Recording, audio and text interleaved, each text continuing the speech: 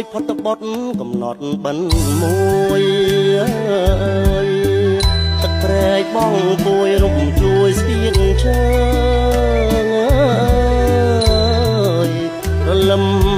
ស្រេចស្រេចស្រោចស្រោបមើលស្រែលើក្លិនស្រូវប្រហើខ្ញុំដើរទៅវត្តស្រណោះវាចាចាប់ដូនតាយំបណ្ដាំបញ្ជុំខ្ញុំសានកុំសត់